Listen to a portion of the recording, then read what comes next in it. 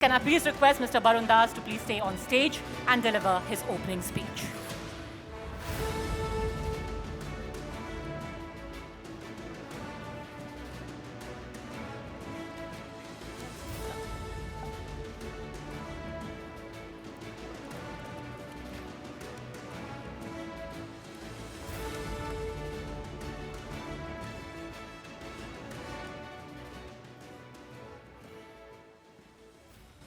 Our Honorable Prime Minister of India, Shri Narendra Modi ji, respected Chairman of my home group, promoters of TV9 Network, Dr. Rameshwar Rao ji, other esteemed guests from India and abroad, ladies and gentlemen, boys and girls.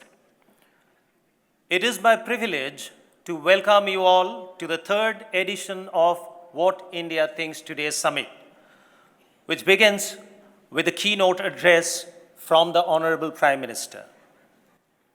As we all know, at the core of Modi ji's vision is India first.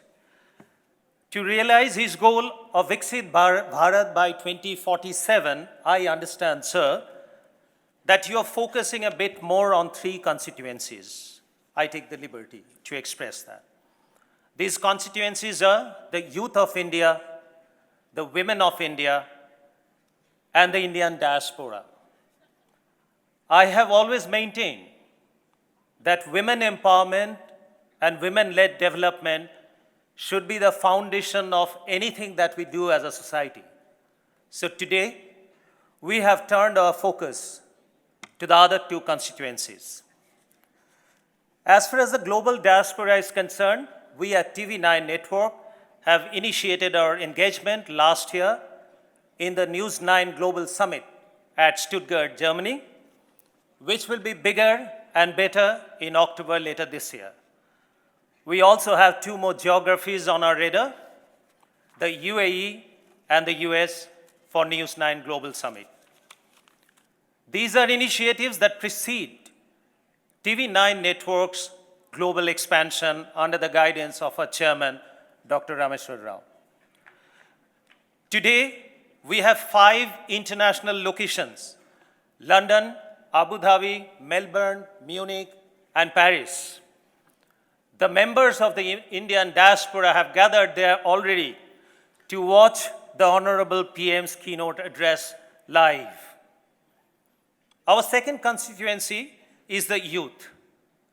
I have observed that whenever the Honorable Prime Minister interacts with the children, there's a unique chemistry at play. That makes me wonder, sir, whether you love the children more or the children love you more. Today, you have just witnessed this unique chemistry. By the way, those of you been wondering that why football? 9 months ago, when we initiated this national scouting program for young footballing talent called the Hunt for India's Tigers and Tigresses, I drew my inspiration from Swami Vivekananda. He once famously said that you will be nearer to heaven through football than through the study of Gita. These 28 boys and girls who have been chosen to train in Austria and Germany will fly out day after. But today, these talented children got the opportunity of a lifetime to meet you, Prime Minister, sir, and seek your blessings. I have no doubt that these young tigers and tigresses, some of them, if not all of them, will eventually bring glory to our country. Modi ji, on behalf of our network, I would like to reaffirm with all humility that we will stay committed to your vision of India first, with many such initiatives.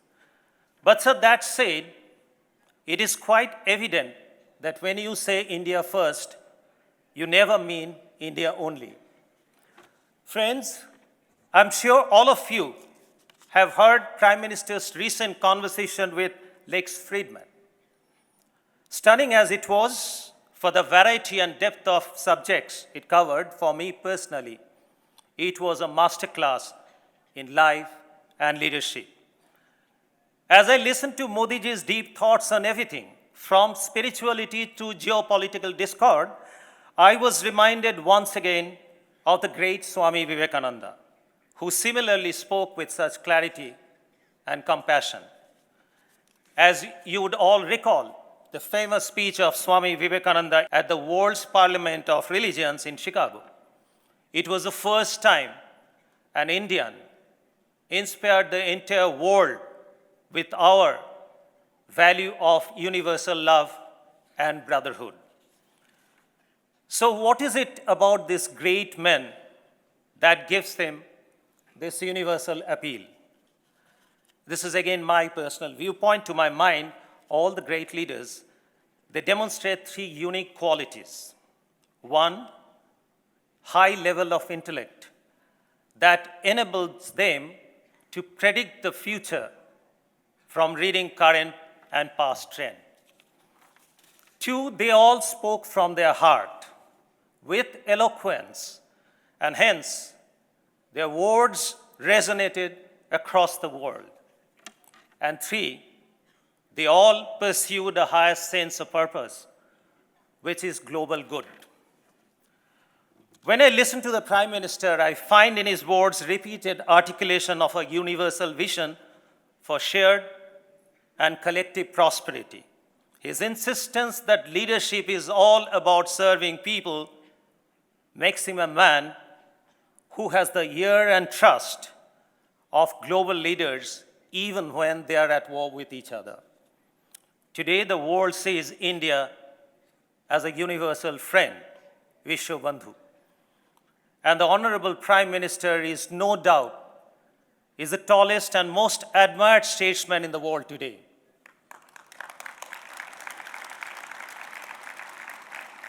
Napoleon Bonaparte, though I agree that he himself couldn't live up to it to that extent, has once said, "The heart of a statesman should be in his head." Sir, your actions have demonstrated that without any doubt to a world who is keenly watching. We are grateful, sir. You've chosen to grace this summit with your presence this evening. With that, let me make way for what all of you have been eagerly waiting, the summit keynote address by none other than the Honorable Prime Minister of India, Shri Narendra Modi ji.